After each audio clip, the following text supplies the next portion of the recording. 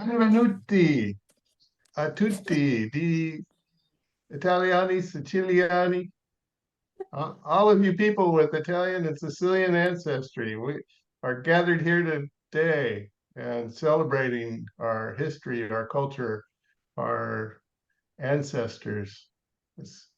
My name's Nick Cimino, as you can see by the little box by my photo.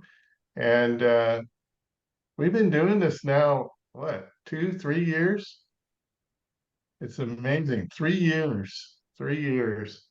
And I recently gave a presentation about how the pandemic handed us a bowl full of lemons and we turned it into limoncello. So sweet. It's a good one. Yeah. Yeah. So we've got some exciting things in store today. I believe that fairly soon on the agenda, we are going to be able to see a series of small videos, and Joanne Crinklaw is going to show those to us, I believe. And it is about Mother Cabrini, the Santa di Francesca Cabrini. And she was born in 1850. She died in 1917. But in that short life, she packed a lot of action in there, and Joanne's gonna give us a little taste of what that was all about. So, Joanne, do you want to say anything to intro what you're gonna do? I can tell you how it came about, how it started. Yeah. So, Sherry Kinger, who she's not on here today because she's watching her baby, so it's kind of hard for her to join us. But Sherry was approached by Jennifer Cato with the Italian American Women of Iowa Association this past year at the festival. They came in contact with each other. And that's how the connection started there. And then Zach DiCarlo has reached out to Jennifer about a pre-screening of the movie Cabrini and wanting it to bring it to the Midwest. They're doing screenings all over the country, bringing it to the Midwest. So Jennifer thought, what a great idea for Iowa. And, since we're so close, let's do Kansas City, Missouri, let's do Nebraska, all one big triangle. So we were put in contact then with Mike Saccone of Unico, which is the Kansas City organization, and Sherry. And then Sherry reached out to me and said, do you want to work on this with me? And we said, sure. So that's how it started. And we met with Zach. So our main goal with them was to secure a new movie theater here in the Omaha area. And then they will bring the show in, show it, they'll do Q&As, and then the movie will premiere in March on International Women's Day. So Sherry and I thought, what a great opportunity to do this. It has a lot to do with our Italian heritage. And then we also want to, moving forward, once this is done, bring it into the schools with all of the high school students and everything, and just continue to promote the education of the Italian immigrants through Mother Cabrini. So I have. We're going to start off. We're going to start off with this video, but what I'd like everyone to do during the video being played is to mute their microphones, please. So if everyone would do that now, and then we can have a little conversation about it after she plays these short videos. And also, of course, want to meet our new people and learn about them. But I thought we'd show the videos first while people are still in the joining process here. So, okay, if you have not muted your microphone, I am going to mute you if I can. Well, I can't seem to mute Helen. Okay, it looks like everybody's cooperated here. Okay, go ahead, Joanne.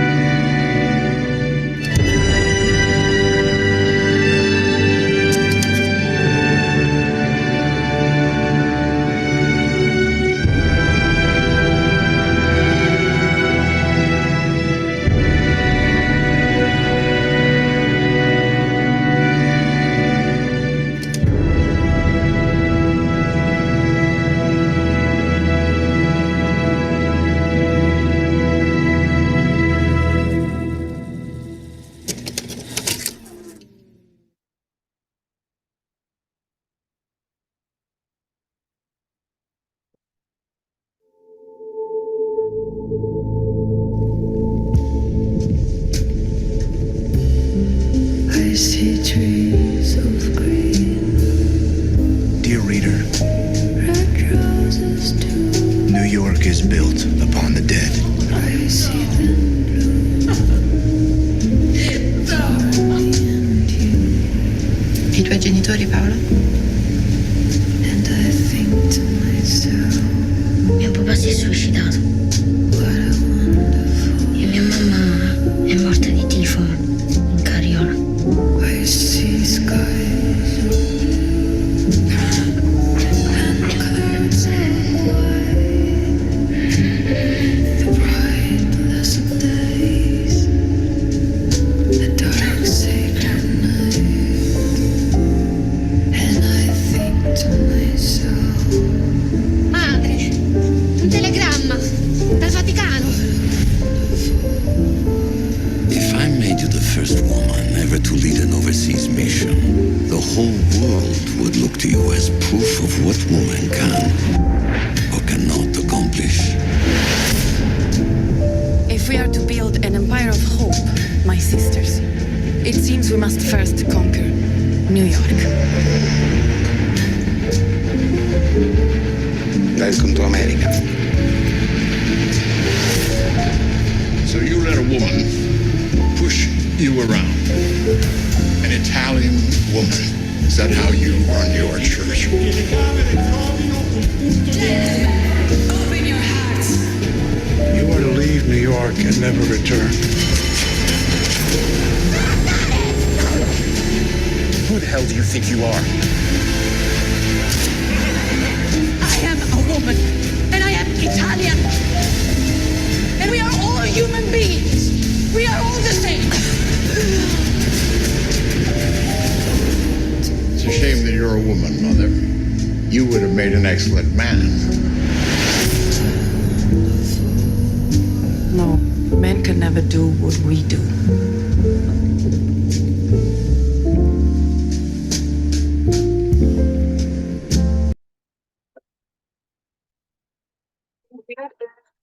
Everything I feel it really changed me and my family's life.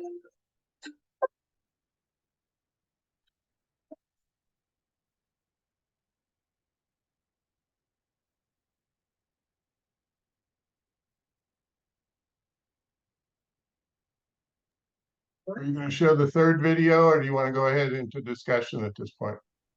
No, we can go into discussion. I'll just send that one later if you want. The third one is, it's a quite longer. It's a Q&A, and then they talk with some of the theaters. But I can send you. I can put those links in the chat, and you guys can watch those at your. Yeah, you sent me that email. So, okay. So my question, I guess, is when have you booked a date with this theater? You told me earlier that you had booked with a theater. Yes. So January 25th at Twin Creek Theaters in Bellevue, Marcus Theaters, there'll be a showing at 6:30. Okay. Iowa is on the 24th, Kansas City is on the 22nd, and we are on the 25th of January. So we were doing the math after we talked. My wife and I went out for a walk, and I was telling her about this, and we were doing the math, and you said it's going to cost you $1,000 to book the theater. So you're just doing the one showing? Yeah, all they're doing is one showing in each city.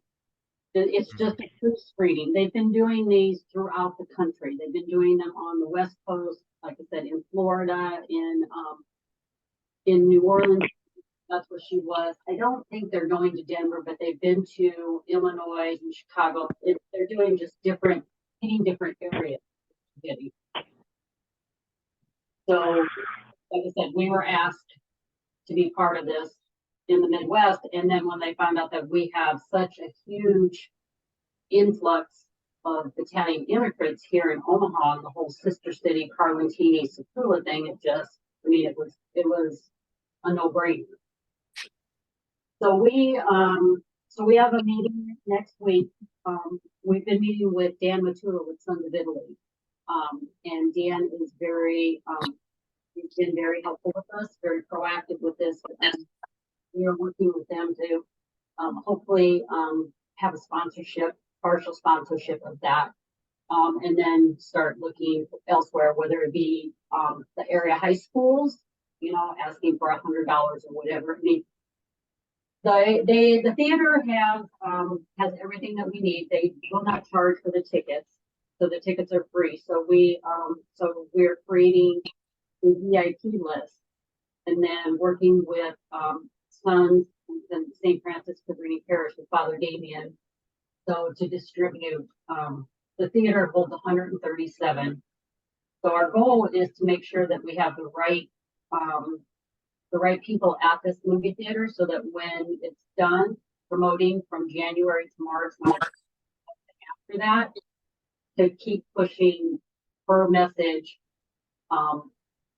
moving forward. So that's kind of where we're at. So we're trying to tag into educators, like I said, PJ Astic, who's a historian here, Sons of Italy, the Santa Lucia, Italian Heritage, all of those organizations, to have a representative come and watch. Anybody that we know is going to help us promote this out. But like I told Nick earlier, I've been a parishioner and went to school at St. Francis Cabrini, and then I never knew her story. It was never taught to us. So it's really kind of amazing what she's accomplished. Yeah, I'm looking forward to seeing the movie. I can forward your email to our mailing list, so everybody gets a copy of, you know, those links, and they can view them again or share them with somebody that they think might be interested. But That is January 25th. What day of the week is that? Thursday night. Thursday? Thursday night. Thursday night. Okay, so, but what I was thinking is maybe before I do that, if you guys have anything, you know, describing the plan as far as the showing and who's going to be invited and that sort of thing. Go ahead. So, I mean, I can just forward your email as you sent it, but I just thought it would be good to let people know that there is going to be a showing in Omaha or in Bellevue on the 25th. Yeah, if you want to wait until we get, because Zach DiCarlo, who is the production associate that we're working with, is going to send us out all of the information that we need that we can start sending out. So once we have that, then I will get it to you, and then you can send it out. But this was just like a sneak peek for all of you to be able to see it, you know, to get back on what you thought. It's pretty compelling. So it's like I was telling Nick, those, you know, our ancestors came over here thinking they were coming into, you know, the golden land, and honestly it was probably worse than what they left in Sicily. So maybe that's why a lot of them went back. You know, some of them came here, and then some said, no, I'm not going to stay here and I'm going back. So it was quite a struggle, but she persevered through a lot. Indeed. Okay, so thank you very much, Joanne, and give our best to Sherry when you talk to her. So let's see. Again, want to thank Tom Buckley for last week, your presentation. It was well received. Does anybody have any comments, questions about the genograms for Tom before we move on? The only thing I thought of was like it's kind of spoken narrative history from on down. And I don't know about you, but I know that in a lot of cases, some of them like wives' tales, they really weren't true. So I don't know how. Yeah, I'm sure there. I know we have.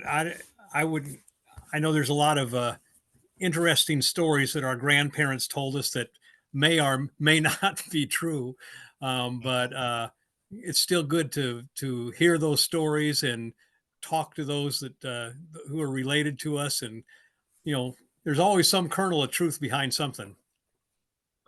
My great grandfather died.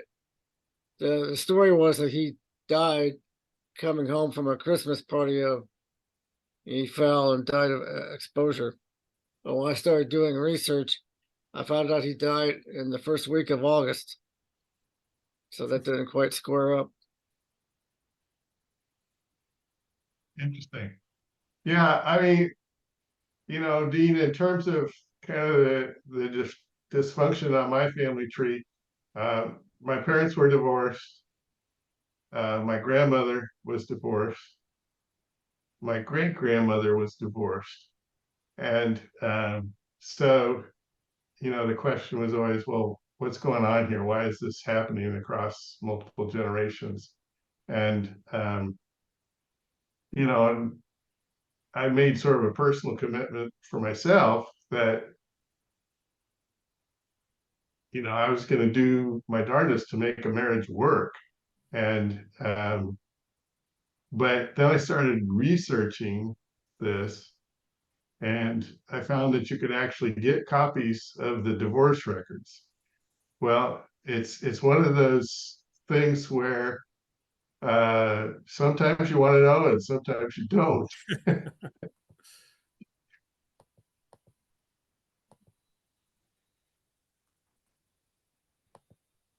I have a little question for Tom before we keep going.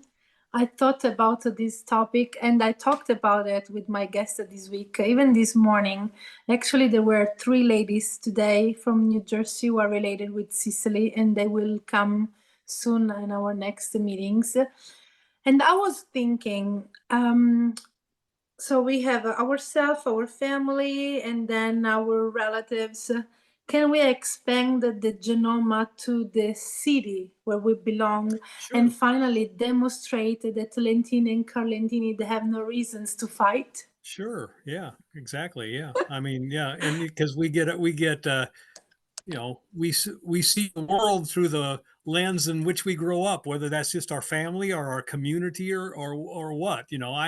I live near Memphis, Tennessee, and there's a lot of people who see the world through the lens of the South, what we in America call the South, which may or may not be the way things actually are. But yeah, we're influenced by all kinds of factors. So yeah, bring in friends and communities and things like that to see how, like I said, all a genogram is to help you understand why you do what you do and your history and everything like that. So yeah, bring in the community as well. Yeah, so we can put an end of this fight that, oh, I'm from Lentini, not Carlentini. And so we demonstrated that we have maybe 80% of DNA that matches. I don't know. Yeah. There certainly would be lots of cousins. I had an interesting encounter. I started out working on the Lentini cemetery, and I was seeing lots of Scrofani names. Well, you all, I think, know Maria Rosa Scrofani, the wife of Attilio Lafata, the mother of Tiziano Lafata Green. And so I contacted Maria Rosa, and we were looking at her family tree, and she has Osino in her tree, and I have Osino in my tree. So I was like, well, maybe we're cousins. And so I started tracing the family tree for both of us and trying to find out. And I found a Sicilian man who lives in Catania that has a wonderful tree with some of these Osino names in it. And he had the missing link, our missing ancestor, Francesco Osino. So yeah, I'm cousins with Tiziana and Maria Rosa. And of course, the Carlentini and Lentini communities, there was so much intermarriage that went on between, I have both. A lot of us, I think, have both. And if you go back even further, you find, oh yeah, I got Sortino, I got Catania, I got, surrounding communities because of the interrelationship, and you would seek out a husband or a wife in a neighboring community rather than next door neighbors. To go back to what Eleonora said about community, for those of you who grew up in Omaha in Little Italy, and I don't know his real name, all I knew was there was a man named Johnny Babu. Anybody remember him? And he Babu? was, pardon me, yeah, I don't know if that, I've always heard that was a sort of a derogatory term or something, but they're calling him Johnny. I always remember he was the sort of the Otis Campbell of Little Italy, on Andy Griffith's show. And we were always told, we shouldn't be like him. I remember him just always wearing a dirty old pair of overalls and a white shirt, and always had a stub of a cigarette or a cigar in his mouth and a railroad hat on. And I remember my Nana and other Nanas would leave a plate of food out, but I think he was homeless or something. I don't know, but that's the person we grew up not wanting to be like. So, yeah, that he influenced me a lot, even though he wasn't related to me. And I don't know, like I said, that's all the name I remember. That's all I was taught, but do not be like Johnny Babu. You understand? They gave everybody nicknames down there, whether that was their name or not. Oh, sure. They call him Johnny Dummy because I've heard of him. What street did your Nana live on, Tom? Right there on the corner of 6th and Pierce. Gotcha. Right on the northwest corner. Yeah. I'd heard of that guy. I've heard of that. I've never seen him. Well, I'm going to switch gears here because we have a new person with us, Patty Conti, and Patty, if you wanted to turn your microphone on and we can have a little chat. Oh, hello. Hi. I got invited. My cousin Bob Mano, I guess, comes to these Zoom meetings. Maybe you were his tour guide or something. I feel like he told me, but I just started. Well, I guess I didn't just start. I started doing research on my family quite a few years ago.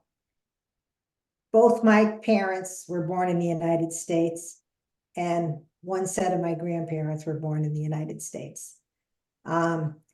So my mother's side of the family came from Sicily. I was in Sicily in 2016, but at that time I didn't have like a lot of the information that I had now. It was just more like a trip. We went to Italy for a few weeks. Right now I'm trying to just see, from what I understand from Bob, you guys have a lot of information. I actually live in Massachusetts, and my great-grandparents were from Melilli. And when I was starting to do some research in the library in Connecticut, Middletown, Connecticut, I found that that is a sister city to Melilli in Sicily. And they have a big section in their library about the immigration of Sicilians to Connecticut. I have to come and see that library in Connecticut, in New Britain. Middletown. Middletown. That's interesting. Well, Scott's got his head down. I don't know if he's involved in something there, but he's also a Connecticut guy. And yeah, he has New Britain connections, and also where do you live now, Scott? Litchfield. But New Britain, Middletown had a relationship. The Belfiores lived in Middletown, and they always hung out with my relatives. But Middletown is fairly close. It's only maybe 15 miles away from New Britain, where all the factory jobs were. Mm-hmm. So that was it was more of a rural community versus New Britain, which was more of a city. But again, it's close proximity to work. So my roots were from, my grandmother's last name was Canada. Canada. It's very common in our area. Very common, right?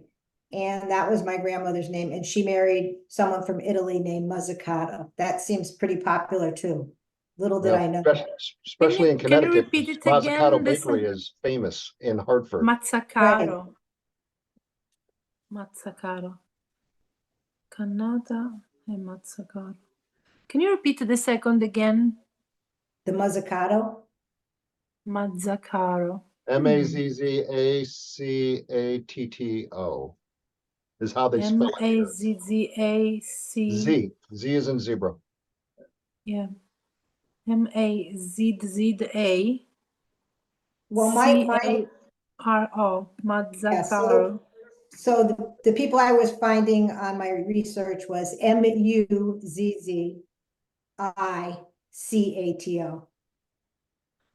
It's easy. Okay. So, Patty, would you like to work on your family tree for a minute? Yeah, I saw you I spied it today. I saw I've never even seen that thing that it says activity, and I saw your name up there. I'll just say what I'm trying to work on now, and if everybody knows when you're doing it, you get sidetracked. I'm trying to focus now on getting all the documents in order that I found and at least attach them to the records that I have there. But I'm stuck in a So few you places. have a tree on Ancestry, is that right? Yes, yes. Okay, so let me just pull that up for a second here. Okay, so I think your cousin was my guest a couple of weeks ago. It just came back from Sicily, isn't it? Yes, yes. Bob Mano. Bob mentioned you while we were talking. Bob's cousin. So Bob's father was really a Muzzicato. Okay, Muzzicato. He changed his name. I have to say that in Melilli area, I'm not sure about this name. Cannata for sure. I know a lot of Cannata in Lentini, Carlentini too. That is just Lentini Melilli could be maybe 10 miles away. So this is the area where the majority of us, we have connections, Lentini and Carlentini. But for example, I pass by Melilli every day. Tomorrow I will pass by again every morning. And have you ever been there? No, I haven't. I've been to Sicily, but pretty much we were only there for a couple days. Melilli. Let me ask Patty. Patty, is it the Bellucci Muzzicato Cannata family tree? Yes, that's got mostly everybody in it. Muzzicato. So I'm going to be able to see the people on here, but so I'm assuming this is you here. That's me, yes. And this is your husband who died in 2007. Correct. My great grandma was Conti.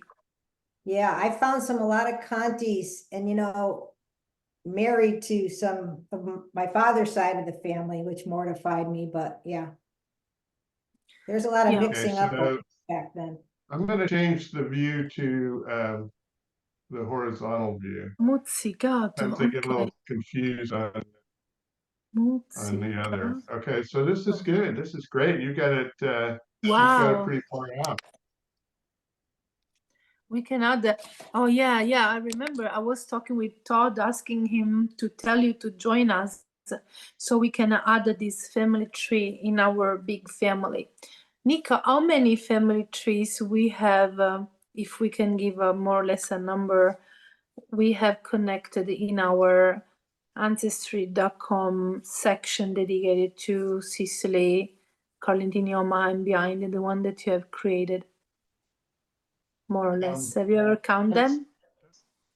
To really give you. So what I can tell you is I can give you a tree view for the Italians of Omaha, Carlentini, and beyond. And it has to start with a individual profile in order to get to that link. So hopefully Verardo will do here. So we have some Ferraguttis that I'm related to, and so I was just talking to Jim Beckman about this before the meeting got started, so that's why this is up. So Patty, seeing that that's the first time for you here in our group, Anika, who is the responsible, works with Dean Battiato and Jim Beckman, and each one of them has a different method. Nika, what he's doing is to update a lot of online things, digitalizing graves, we are digitalizing registers. So it's important, anytime I talk with someone, it's important to let them join us so he can open and work through his profiles and through his subscriptions. Just Jim Beckman has more than 50,000 people in his family tree. We call it the mother tree, and that's all virtual too. While Dean, who has always made the researches for his passion, he has another method. He prints everything, so he has like a little library at home. And all the others that you're seeing here tonight, we have gathered for almost 3 years every Tuesday. I'm in Sicily. Sometimes we have people from Sicily, so we go Italian and English, and we go back and forward. For example, Scott Ragaglia, who is in Connecticut, is related with Silvana, and they both share the origins from Melilli area too.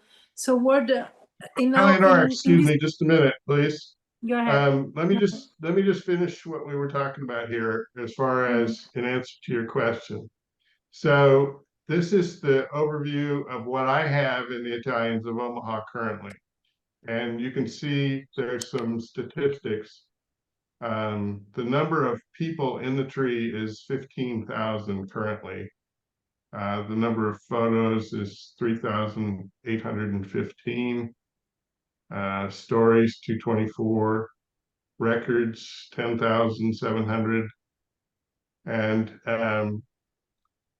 the thing that's kind of neat here is this tells you kind of some of the recent stuff that I've been up to. Like this one, this is Francesco Guercio, known as Il Sindaco Contadino, and I did talk to his son, who's written a book about his father, who was the mayor of Carlentini, and he was the mayor for like 14 years, and he's willing to come talk to us at a future meeting. And here's the Muzzicatos. When I was working with Bob Mano, this was a photo that I grabbed a hold of. Right, so that probably came from my page. Probably, yeah. I was trying to get to it, but it doesn't seem to. Connecticut. They were buried in Connecticut. There. Yeah. There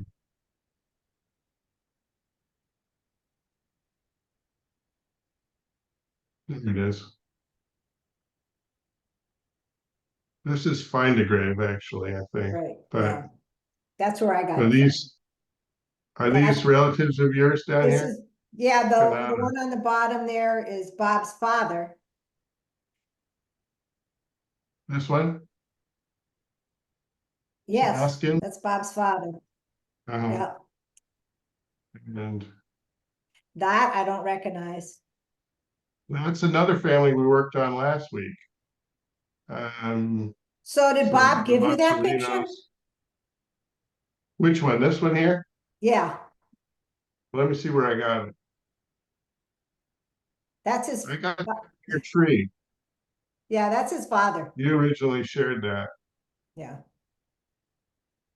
So anyway, that's kind of what I do. And then so Eleonora was mentioning what Jim does, and I have a quick link on my tree to Jim's tree, and I don't know that I can do the tree overview on his tree, but one of the things. Okay, so this is. That's the extended family. Yeah. And the Italian side is for my mother. So if you go to find in tree Yeah, and go look to up a list of all people, you can look up a see everything Muzzicato. that Jim has. Look up a Muzzicato. So he's got 53,475 names in his tree. Wow.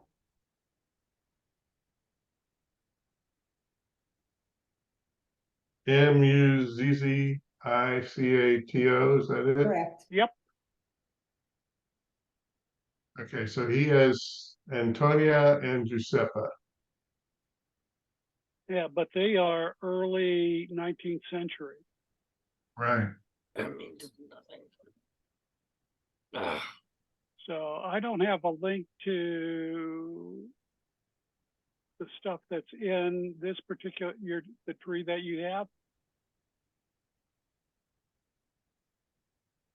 You don't have a link to my tree? No, there is no family relationship with anybody, any of the Muzzicatos. Oh, in Patty's tree. Okay. Yeah. Okay, so let me go to Bob's dad, and that'll get me back into Patty's tree.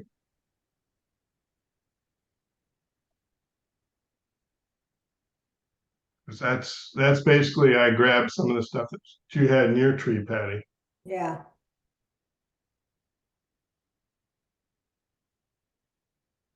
So Bob's dad was born in Middletown, but his grandfather was born in Connecticut, which is another Syracuse town. So yeah, we wouldn't have a lot in either one of our databases on Connecticut, but we keep widening our circle out, Patty, and we're trying to include more and more, and we have Carlentini, Lentini. We're expanding out to Melilli and Vilas Mundo, and hopefully we'll get there to all of Eastern Sicily. But yeah, I'm finding it difficult because I don't speak Italian and I can barely read it.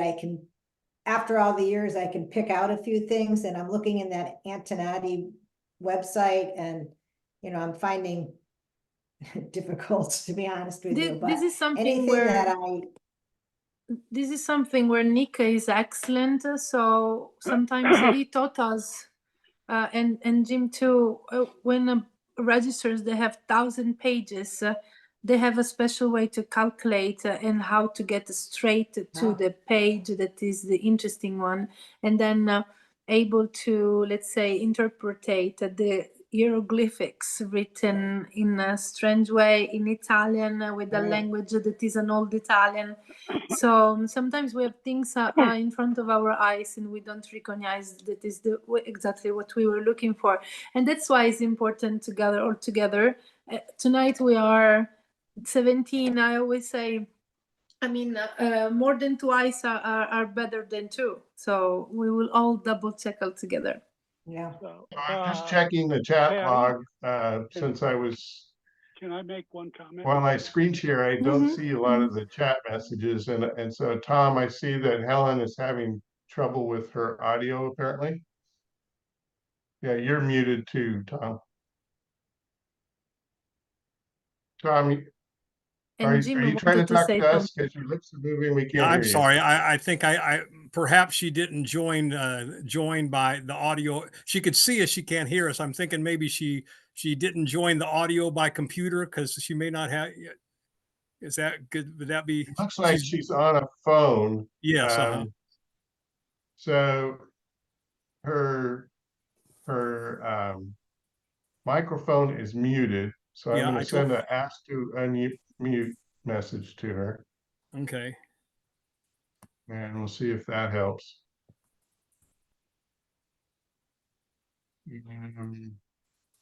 Patty, one of the documents you should get is the extracting Italian records. I'm looking for it on my PC right now. I got it. So I got it in multiple places, but what it is that it's an overview on from the LDS on how to extract records, and it goes through. It even has Italian. It gives outstanding examples out there. Shows you all the different record types, and it gives you the translations from Italian to English. And so one of the first comments that they have in the book is, okay, well, you may not be fluent with it now, but by the time you've done, several dozen of these, you will know exactly where you need to look in every record to get births and, dates and other information that's in these records. And if I can find it in my thing here. Patty, are you familiar with FamilySearch? Oh, yeah, they have a lot of information there too, yes. It's actually easier to download those documents. Mm-hmm. Yeah. They have a lot in what's called the FamilySearch WIKI, which is educational guidance on how to read these records. And I'm going to pull that up on my screen so that you can see it. It's FamilySearch.org, of course, the main website. Let me just do the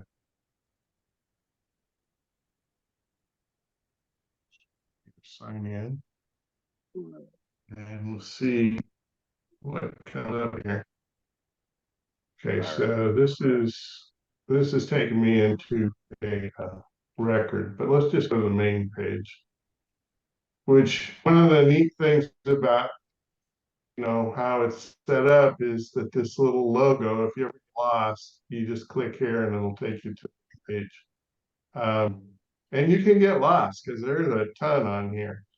But okay, so if you go over here where it says search, and you click, and then you go all the way down to the bottom where it says Research Wiki.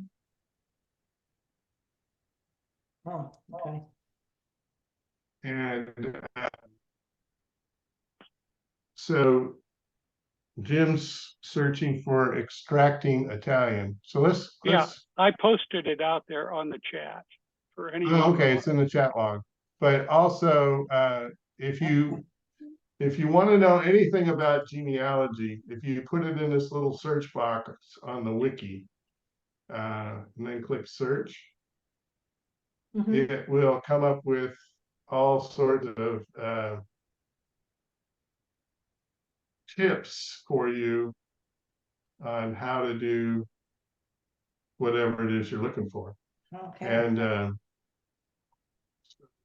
just looking at Italy civil registration, for example, which that's what the Portale Antonati is all about. So then you see over here, you've got a beginning, research, you got the guides, research strategy, record finders, online learning. There's classes that you can teach yourself how to do all this stuff. Great.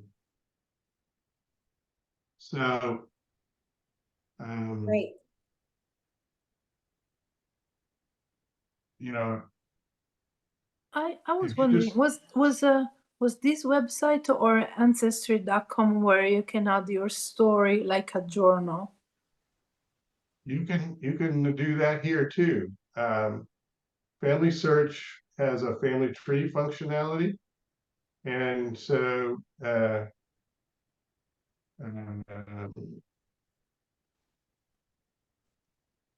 it's got information here on what their tree is all about.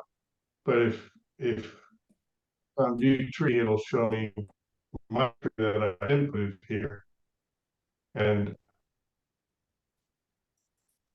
each ancestor has a profile, just like on Ancestry. But the thing about this tree is it's set up so that it's a collaborative tree. And so the idea is not to have duplicate profiles. And so if we go to my grandfather, for example, and we click on his person page,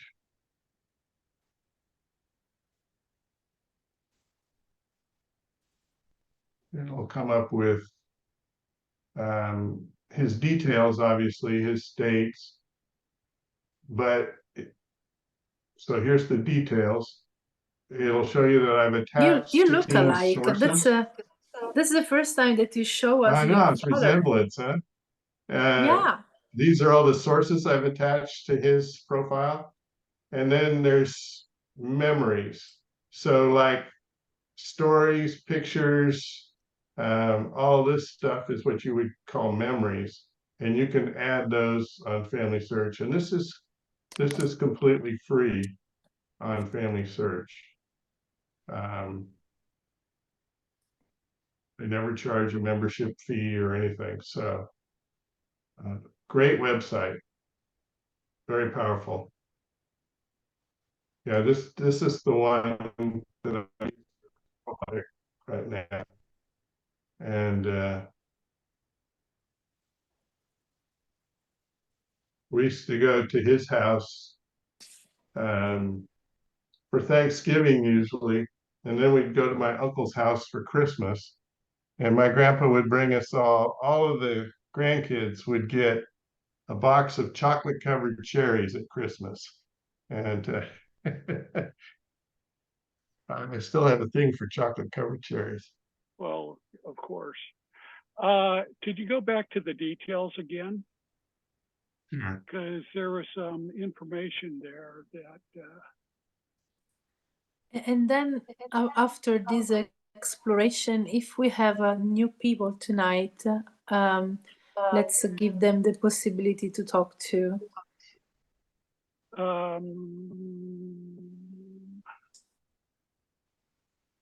Now, on the right side there, the research help is where it's showing a duplicate, isn't it?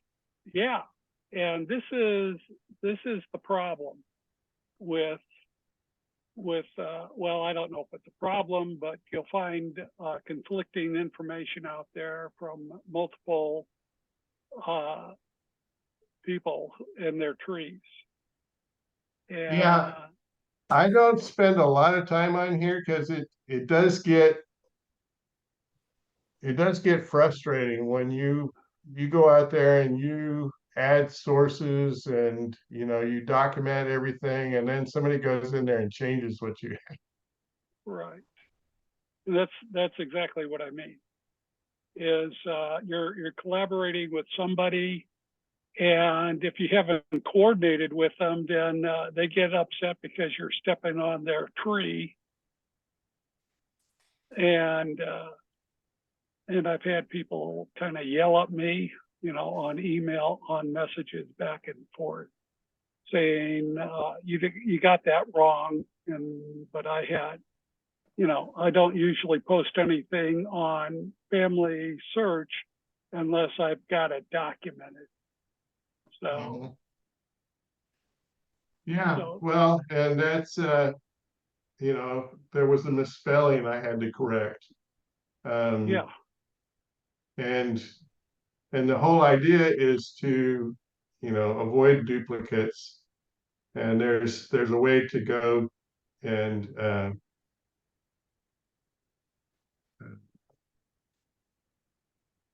so you can actually correct that, but it's time consuming. And I haven't even updated the fact that my Aunt Betty Ann is deceased. She's not living anymore. So.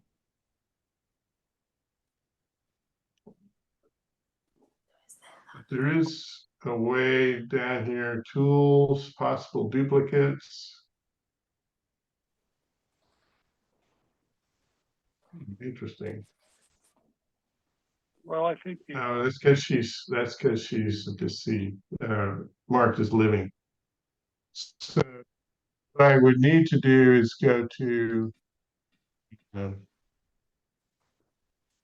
personal tree and pull up Betty Ann. you're up in Ancestry now. Yeah. Yeah, I wanted to get this date of death.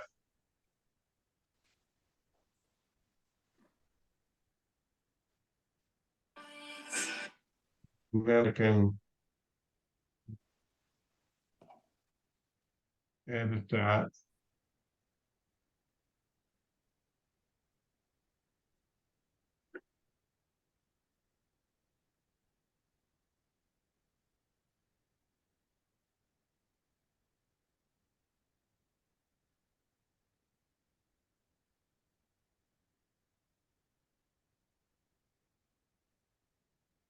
The beauty of this is that you can copy both the as long as it's got part of the address in there.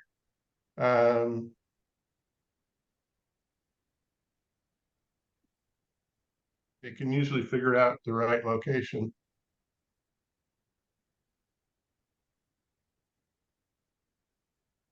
But it's being stupid now. There we go. Bend. Bend, Oregon is where she died.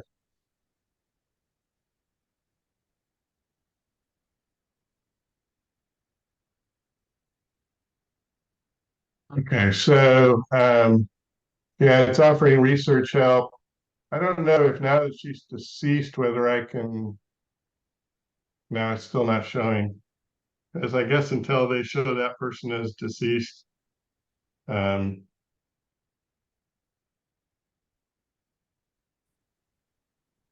What the heck? So I guess I need to go in and edit this person as well. That's how that works. As you can see, this gets to be kind of a pain. So if you guys have time, I have a little story about how I started this research. My grandmother was born in Middletown. She was 5 years old and both her parents died.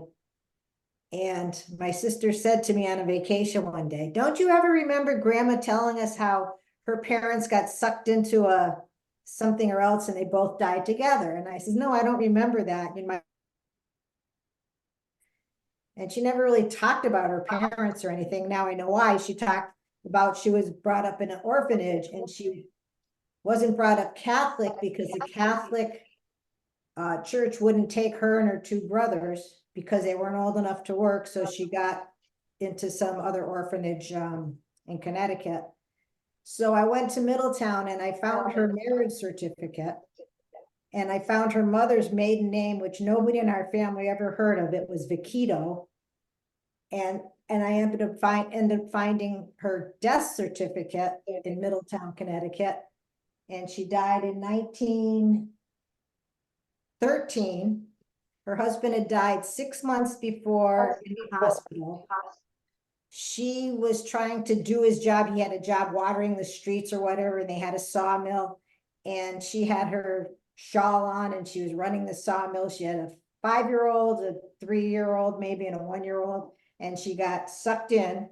And on her death certificate, it says she was practically sawn in half by a saw blade and died 2 days later in the hospital. So we always, take that as, boy, tough. Some people are tough. We're tough in our family. She gets sawed in half. And it's like written on the death certificate. It was really weird. So then I started. That's just got me so interested to finding out the rest of the history of my family on that side of the family, because we never really even heard that. Do you want to hear something funny, or just you have people on this call, and a very good friend of mine is from Middletown, and he lives right around the corner from me, and his last name is Vecchito. So yeah, so I'm stuck at the Vecchitos, honestly. Yeah, it's, you want I'm me to get stuck in? at the Vaquitos. I And they're, am. the Vaquitos are from Melilli. Right. Yeah. So in she fact, was a Vaquito, she married a Canada. So, I've gotten some Vaquitos, but it's just like there's the ice cream people or the Italian ice people. would you like, They're the, John, his name is John. Would you Yeah. like me to give you his phone number? And you could call him and he might be able to fill some empty holes. But I've known him all these years. And then we find out when I was going through citizenship, I had to go to Melilli to get my paperwork. And that's where I'm registered, had to get all my documents. And we were talking and he's like, that's where I'm from. For 20 years, we're talking to each other and we're basically from the same town, Villas Mundo, Melilli. John's phone number, it's John Vaquito. Okay.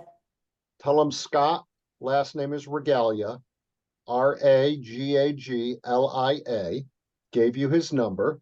Okay. And John's home phone number is, hold on, John's home phone number is 860-485-9574. And he grew up in Middletown. That's where his family's from. So again, could be another relative of yours. And Right. the And link is so- on this call. And the Vaquito side, the woman that was my great grandmother's name was Philomena, and everybody named their kid Philomena in that Vaquito family after her death. And I ran into so many problems trying to, research her because there's a whole bunch of Philomena Vaquitos. Yeah, it's a small world. So yeah, that'll be interesting.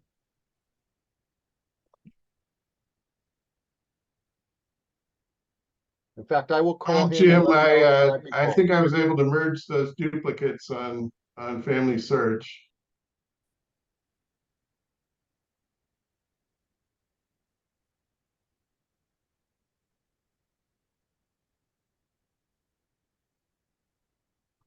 And Patty, as far as FamilySearch and Jim had posted the extraction guide in the meeting chat. Can you see that?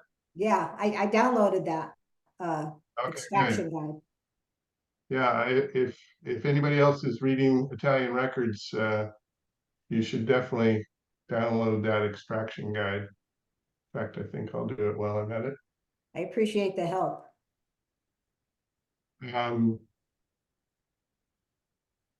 One of the things is just experience too. I mean, the more you try to do it, the better it is. Google Translate is great. Yeah, I use that too. Do you use it?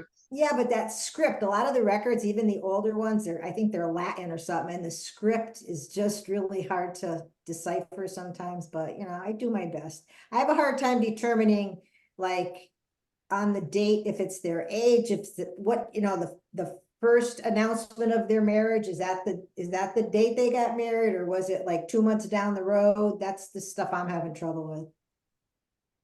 Okay, so Yeah, you just in answer to that question, there's two kinds of marriage records. There's the Pubblicazione di Matrimonio, and that's basically publication.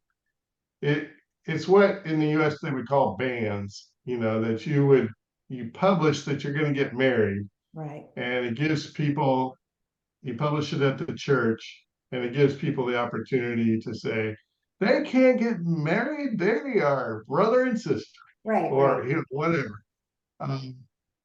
For whatever reason, right. You would but then publish. If you're old enough, you should have, you read in the weekly bulletin, the banns of marriage. I don't know when that went away, but they were posted inside the church bulletin, like for 3 weeks in a row.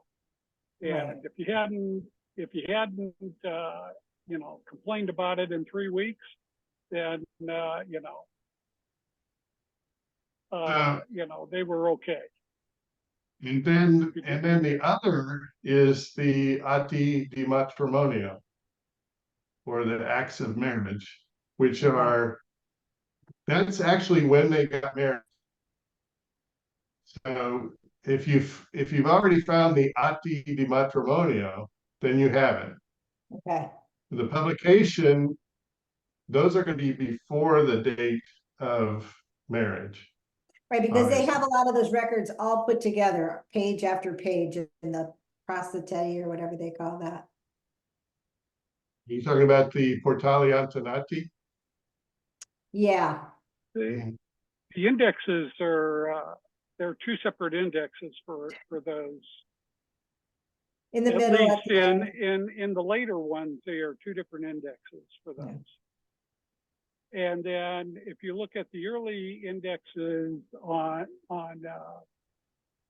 the Italian portal, then those records are actually all combined together in the ATTI. Yeah, right. So they have that. So you gotta, I don't know. Right, 'cause It's kind of tough. There are some records where you can figure out pretty easy because there's a left column, right column. Right. And if you got a left column, right column, the right column always has like the day that they got married or the official date that they got married. Right. But the left side generally has like that, the bands of marriage stuff in there and some other information like the parents, you know, and all of that. Right, those are the allegati or something, and it's got the death certificates and everything all attached to one section. Yeah, and that's the one that I've been focusing on here in the last few months is the allegati, right? Is because those you can research back parents. Right. You have to confirm that your previous spouse is deceased and stuff like that. So you find death records and stuff like that for spouses, for widowers, and that stuff in the allegati. And then you also find, and I found this, they have the father and generally the grandfather of both spouses. You know, and those travel back, you know, depending on how early you are. Right. In that, you know, you can get back, and I've kind of traced it back to the early 1700s, 1600s, as far as that. But you know, it's difficult to decide because I have it, you know, because of the script. Right. Trying to figure out where they were born. And the other thing with this too is when you're looking at those records before 1820, they're all, you know, Church Latin. Right. So you got another language that you got to kind of decipher through, which you know, once you're kind of familiar with the Italian stuff, the Latin actually looks more English than the Italian stuff does. So when you're looking at, you know, if you see Giuseppe in an Italian record, it shows up as Joseph in an Italian record or a Latin record, excuse me. So being Josephus. What's that? It's usually like Josephus or something like that. Yeah, and yeah, because it's a Latinized, but you can recognize the Joseph part of that. Is what I'm saying. So Patty, one of the things that I've been doing is creating wiki pages. You know, we talked before about the FamilySearch Wiki. Yeah. And I'm creating wiki pages for Lentini and Carlentini.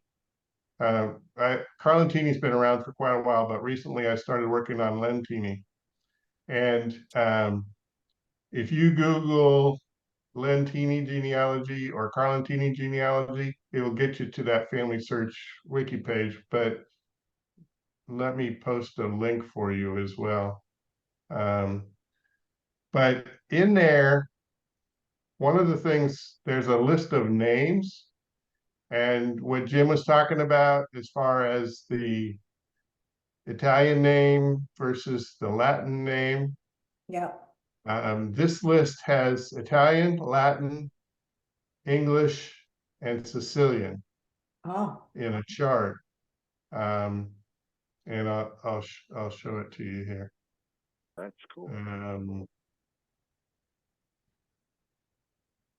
So the family search, do I still have that up? Yes. And if we go to the wiki and you put Lentini, I'll show Lentini because that's my most recent project. And okay, so this is the table of contents for my Lentini page. And see here 3.3 names in Latin, Italian, Sicilian, and English. You click there, and then there's a link to this guide that was done by Ange Coniglio. And so, you know, if it was Alberto in Italian, it's Albertus in Latin, Albertu in Sicilian. He even gives like, you know, nicknames, the short Sicilian Bertanu. Can I read all the Sicilian ones? Sure. They're really like that. This is the first time you show us this kind of thing. This is so fun. Look at that. So Luigi with double G, Angelo, Arcangelo, Agostino, Augusto, Alberto, Luigi, Alfonso, Alessandro, Amadio, Andrea, Angelo, sorry. And then again, Angelo, Antonio. This is so funny. Sorry. So the other thing that Ange did that's also on here is a list of Sicilian and Italian occupations. I love that. No, it's I love easy. that. No occupation. And employee. Just kidding. I need that. So Oh. you know, the beauty here is that you can do a page search. Like there was an occupation and I was reading it. What is it? Control F5 or something? No, Control F. Control F brings up your little search box there. And so I couldn't figure out what the first few letters of this occupation was, but the last few letters looked pretty readable to me. So I typed those in and I said, oh yeah, that's what it is. It's a pastaio, a pasta maker, which I thought that was so cool to be able to just, you know, do a fragment of the word, and you know, you can figure it out by doing a search on this page. Hey, So, Nick, can you put those links in the chat? Sure. Why And don't I I found just the do, guide that you shared earlier very, very helpful. It's almost 300 pages. It took a while to download it, but Yeah. it's very well done. Yeah, so here's the, if you just go to this Lentini wiki page, it will be amongst the links there. So that's what I've been kind Very of looking helpful. for, was these ones where you could do the search of a partial word like that. Right. Is there, Eleonora, is there something like that in Italian? I know in English they have these little computer things that you can type in a partial word and it will give you like all the variations that include the letters that you've typed in. But I'm wondering if they don't do that. No. Well, that's. I mean, I Americans here are always ahead. No, I think Jim, you know, going back to you know, the Italian genealogical word list, Yeah. which is Well, I think that helps. I think on this Yeah. resources, I think on the civil registration page, there's a word list here someplace.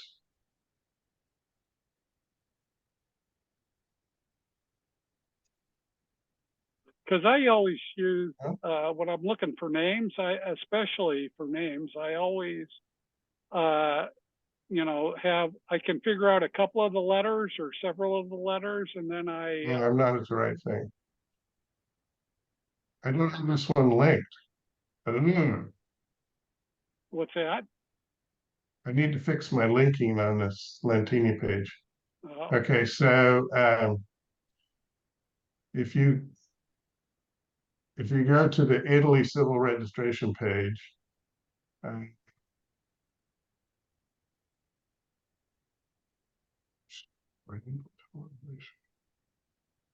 maybe here.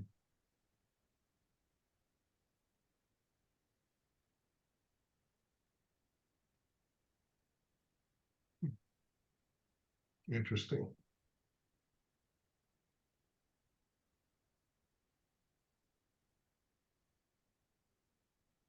I thought there was like a genealogical word list. There it is. It's Italian word list. Okay, so like if you use this as sort of the Oh yeah, those are words, keywords for the genealogical researchers that are helpful. yeah, if you use this word list, Jim, you might be able to do kind of the same thing I was showing with the control F, control F. understood. Yeah, Understood. like a good 60%. Yeah, and I understand that part, where, I use lists like this to help translate, because, Google Translate will can't figure it out sometimes, and I can't figure it out. But the names are the same way. The names, I'll have just a few letters inside a name, and I have no idea how they begin, how they end, or whatever, someplace in there.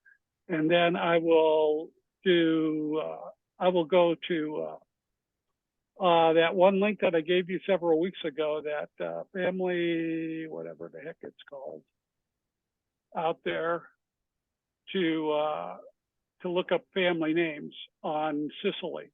It's specifically for Sicily. It's not for the mainland.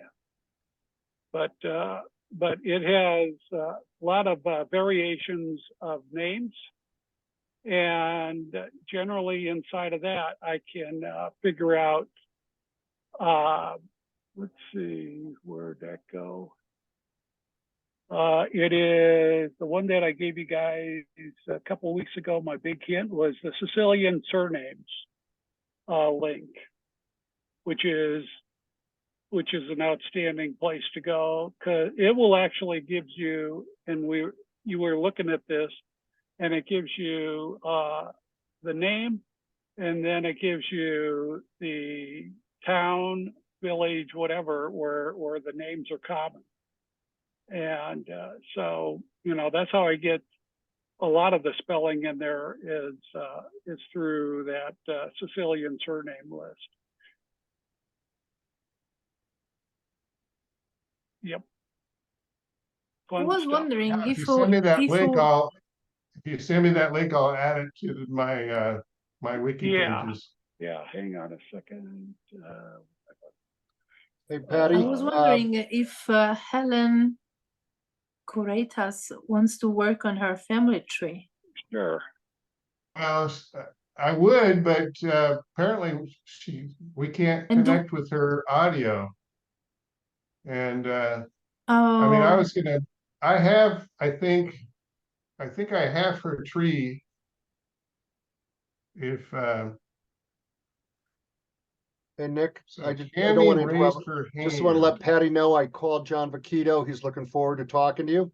Oh, And okay. so you won't be a stranger on the call.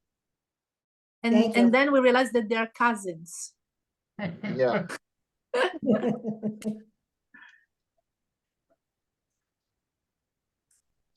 Tammy raised her hand, but I don't see Tammy. I'm here. Here she is. I'm just Were staying you here. trying to get into the conversation, Tammy?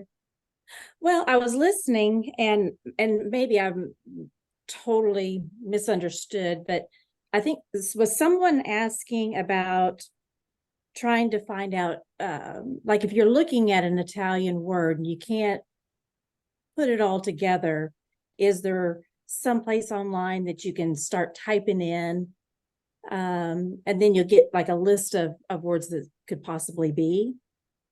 Is that what was? Well, that's was what that we were that's- saying is if you go to the FamilySearch Wiki, Okay. there is a page called Italian Genealogical Word List. Yeah. Okay. Well, And so what you can do is if you have a word fragment, if you're pretty sure about the ending or the middle or the beginning, but you can't get the rest of it, then just type in that string of letters, right. doing a Control F search on the page, Okay. and it will show you all the matches on that page. Okay. Well, so also if you go to like wordreference.com and you put in Italian to English, so if you have like a partial word, it's like an Italian dictionary. So if I start typing, then I get like a whole list of words that it could possibly be. So anyway, I mean, so if it's not something. Yeah, Eleonora's sister Federica, she gave me that website to try to help me. But yeah, Tammy, she's Federica's student with Dean as well. Yeah. I know you have a maybe lesson tomorrow, isn't it? Because I asked her some favors. She said that I'm not available tomorrow. I have lessons. So I was like, okay. She'd probably rather be with you than deal with me. Well, you start seeing the boxes behind me. See, that's that moment when it starts. But that's another topic. Yeah, she told me about that. But anyway, it's wordreference.com. I mean, it's good just for general, I would say general words, but yeah, I mean, if you're looking up genealogical words, the wiki would probably be the best. But I guess that was my question. Were you looking up general words outside of genealogical words? So Helen, can you hear us? I can. Can you hear me? Yes. Oh, yes. Hallelujah. Figured it out. Good job. Oh, yay. Technology 0, human being 1. Pardon me? Technology 0, human being 1. Okay, right? Oh my You God. won. And none of my kids are here to be like, okay, Mom, this is how you do it. And so, yeah, I figured it out. Woo! Good job. So let me pull up your tree, Helen. This is what I have. Pretty much on your tree, and then you can. Is Tom. Let's see. Let me get in the right tree here. And I noticed that one of the ladies' names, last name was Maloney. Yeah. Melone? Yes. And I believe my on my Lombardo side, my aunt Rose was married to Paul Maloney. Well, we have a lot of Meloni among our friends, and in Lentini was a very famous name because there was a little bodega, like a small shop selling a little bit of everything: the bread, the charcuterie, the milk, the pasta. We call them in Sicilian putia. That is a kind of little shop that belonged to a Maloney family. So everybody used to say, let's go to the Maloney in the square. And closed years ago when I was a child. But it's a very common name in Lentini and Carlentini too. Oh, okay. Okay. And now one of the stories my grandmother always told me about Carlentini and how Carlentini got started is that everybody was from Lentini, but one of our ancestors had a big piece of land. And so that people were looking for work in Lentini, and they would say, go to Carlentini. And that was the name, that was our family name is Carlentini. Go to Carlentini and he will give you work. And that started. Now, this is a story from my grandmother, that was told to her. That's interesting. That's interesting. And usually, according to what I know, when we have a family name that is a geographical name of a town, usually we say that they were Jewish who decided to become converts during the Inquisition. But the Inquisition was 1492, and Carlentini didn't exist at the time because it was founded in 1551. Some books, they say 1535, but by the way, we are under the Spanish in the 16th century for sure. So cannot be the correct version for the Carlentinesi called Carlentini.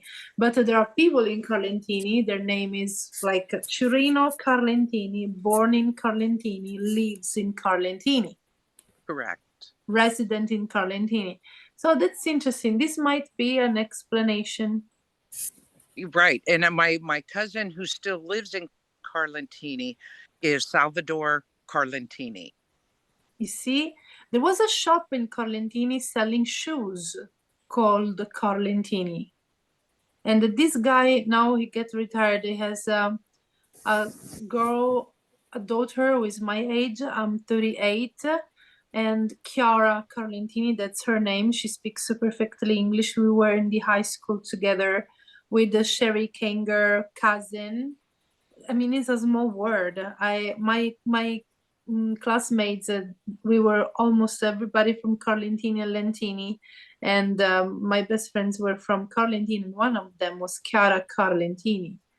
I wonder if you're related with her.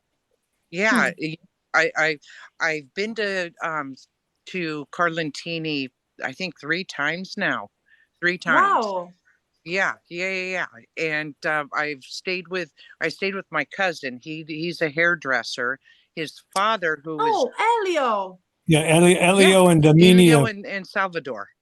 Yeah, right. I was wondering. Wait, you froze. I was Where are thinking, you? There's another Ellie. I missed everything you said. Hold on. Okay, so I know Helio. You're still frozen. And Tom knows, and I know as well but Else. Everybody here knows Else Di Maria. Okay, I'm sorry. I missed everything that you just said. It froze. So I said we know Elio. We were talking about that with Tom a couple of days ago, and all of us we know Else Di Maria Sofio. Yes. I've actually had my hair done there a couple times, and so that's my cousin. His wife is Damiana. See, yeah, beautiful. Yes, nice. She is such good people, so, and they so open up their home to us. You are the personification of all of my hopes, because usually everybody else has different shoes, let's say, because the first time, the first approach is to find alive relatives, but the hardest part is to keep ties alive, relationships active among the distance, the different language, the difficulty of communicating, the time zone or whatever.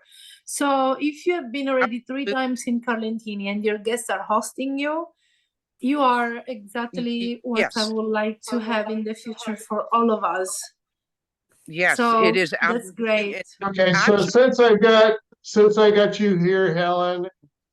Yes. And Eleanor talking about the people named Carlentini that live in Carlentini. I'm trying to figure out, you guys come off of the Chirino branch. And there's a Luciano branch, but they are also Americanos. And there's a Salvatore branch. I don't have any of their children. Okay, so my grandfather, my great grandfather, was Sereno Carlentini. His father was Salvador Carlentini, married to Lucia Carlentini. Right here on the. I Okay. don't know. I don't know what her last name was, which would be my great great grandfather. It's Basso. Basso is her last name. Basso. But anyway, so what I'm trying to find out is, okay, Chirino had a brother who Correct. has living descendants in Carlentini that operate a hair salon. And that would be the brother Joseph. Joseph. Okay, here we go. Okay. So he so had three sisters, Gracie, Carmela. Let me see. So let me go into my notes because I wrote it down. I was talking to my mom this morning. Give me one you're second. talking about Giuseppe's sisters? Yes. Or Which Chirino's sisters? My grandfather was Sereno. His sister was Angelina, Carmela, Gracie. He had a brother named Sam and Joe. Okay. Yeah. So So Helen, I've when got you're in Carlentini, I've got Grazia, which is your Gracie. I got Salvatore, which is your Sam. I've got Angela, which is your Angelina, and Giuseppe. So Giuseppe, you think is the grandfather of the hairdresser people? He is, yes. how Okay. come that Giuseppe and Giuseppa, they both died in 1940? Is it an accident? World War II? It's hang on. That I They must be married because he's 5 years older than her. 1911, she's 1916. We don't know when they died. We don't know when they died. Oh. Okay, Because okay, I see. They're not in the Carlentini cemetery that I can find. Okay, I went va through bene. and I was trying to find the death dates for all these people, and all I know is that sometimes after 1940. So it could be 1990s, 2000s, who knows? Oh yeah. Okay. I don't know, maybe Helen has those dates, but Giuseppe was a twin. Excuse me? Giuseppe Nunzio. Giuseppe was a twin with Nunzio, Yes. but Nunzio died, right? I did. Yes, he did. I never heard of them being a twin. Yeah. That's because his brother died when in childbirth or shortly thereafter. Okay. Yeah, he was like 3 or 4 months old when he died. Yeah, from March to July when he died. Okay. But anyway, so do you know the names of the hairdresser's father? Salvador. He's the one I've. Yeah, that's Salvador and Lucia Basso. No. The hairdresser is Salvador and his wife is Maria, and her name was Truro. So the hairdresser is Salvatore and Maria. And his wife is Maria? Correct. And she was a Turco. Approximately when he was born? He's 76. 76. So I believe he's 76 or 78. So okay, him, so because 2, 3 minus 7, 6, 76 would be 1947. 1947. That's my age. Thank you. I'll leave that to you. I know he's around that age. Him and my grandmother were first cousins, and he actually sought her out. He would come to Omaha. He came to Omaha one year and stayed with some.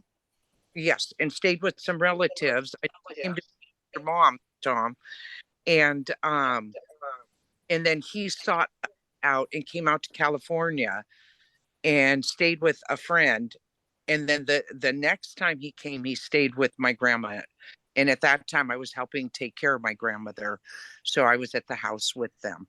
And we had actually taken my grandmother, she was 93 years old. And there was about 10 of us who all traveled. I had asked her when I started to help her, she started getting dementia. I said, what is it you always wished you would have done? And she said, I wish I would have went to Sicily. I said, well, pack your bags, let's go. And so there was 10 of us who went, and we went and stayed with him at that time. So that was our first trip. And my grandmother got to meet her mother's sister, and his okay. So my grandmother's mother, okay, was the oldest of 7. Lived to be 100 years old. Yeah. My grandmother was 93. Her aunt, which was her mother's sister, was 93. I mean, not 94. And there was a brother still living, and he was 95. And she got to meet both of them. So it was a really cool trip. Really cool. Their last name was Albany. Okay, so your grandmother is Carmela Albani then? No. My grandmother. That's her great grandmother. Yes. You get Tom and my mom are first cousins. Okay, so what's your grandmother's name? Lucia Carlentini. She went by Louise.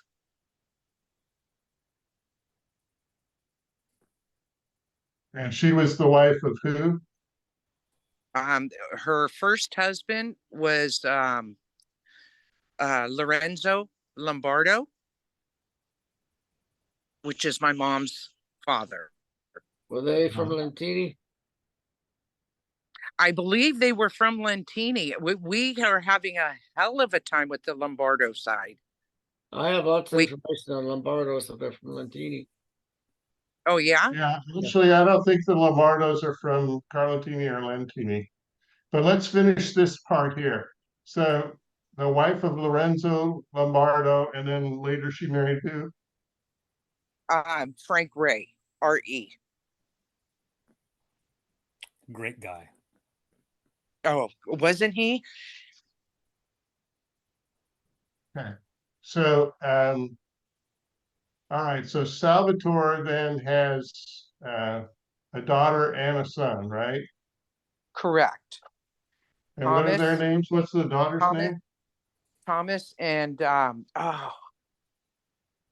Damiana. No, that's his wife's name. Daria. Daria is his sister. Daria, Thomas. Those are the children. Now I know that Thomas. I mean, that's not right. Okay, this is Elio's daughter. Is that who you're asking me? Or you? Oh no, you're talking about Salvador. Salvatore's children. Who are Salvatore's children? His oldest son. Oh my gosh, I can't believe I don't remember his name. I know he passed away though. He had passed away. Who is Elio's father? Elio's father is Salvador. Okay, so let's just do that then. Let's put Elio here instead of Daria. Yeah, no, Daria is his daughter. I mean, Daria is his wife. Elio's wife. So Elio is the hairdresser, and then he has his wife is Damiana. You said Elio's wife is Damiana.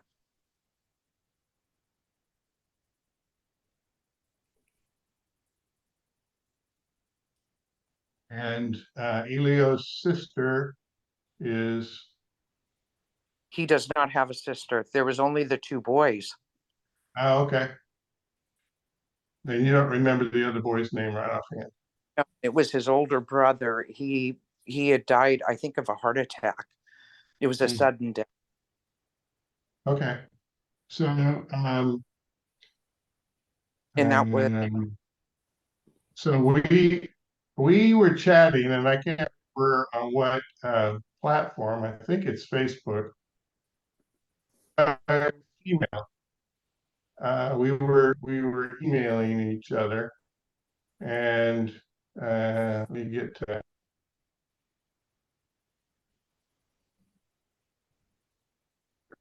Everything.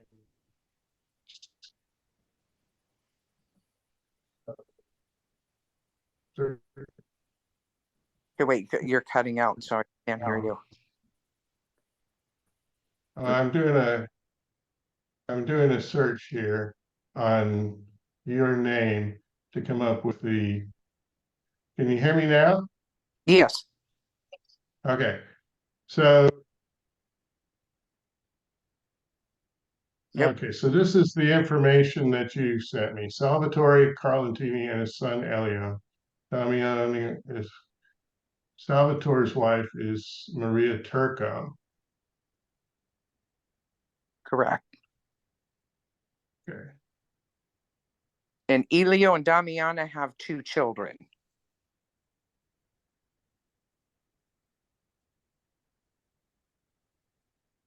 So if we go back to Elio, let's put this in the notes.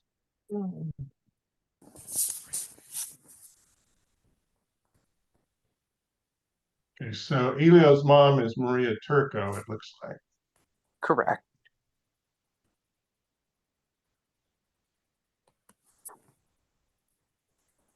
Okay, Mary Kay, you got another one there.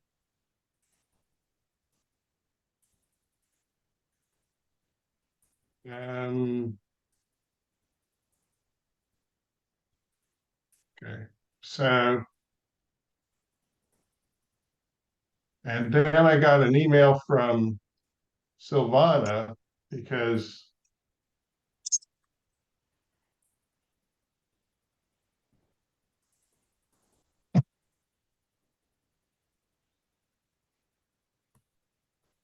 Okay, I may have lost you. From Tom. Yeah, I stopped talking, sorry. Oh. I try to read and talk at the same time, but it doesn't work. Well, okay, it's pretty impressive, so. Okay. The name of their shop is Elio and Damiana Parrucchieri. They have a website of the same name. Do you ever go to have a haircut or something? I did. They're did. Great. They are. People come from all around to come, to their shop. Yeah, it's always super busy. Because my hair is so curly. And so the last time I went there, he pulled it all up into a ponytail, went clip, clip, clip, and then just let it drop. And so now I cut my own hair. But when I go there, the coloring and the brides, they're like sculptures. Do you follow his book? I do. Oh, they're great. God. It is amazing. I do. Yeah, they have a different style that I can immediately recognize. It is typical from the Carlentini. Yeah. Very baroque. Ladies, they like those baroque things in Carlentini. Yeah. It is very, very stylish. Oh, yeah. There you go. Yep. And Elio is the responsible of the Facebook group Say Di Carlentini Said. And in that Facebook group where we have more than 5,000 people, we have found a lot of relatives. So this is another important tool for us when we needed to find someone. And that's why I went to talk with him 3 years ago. And he was the one who told me about Else. And then I get connected with Else. And then I met Else in Carlentini, in Omaha twice.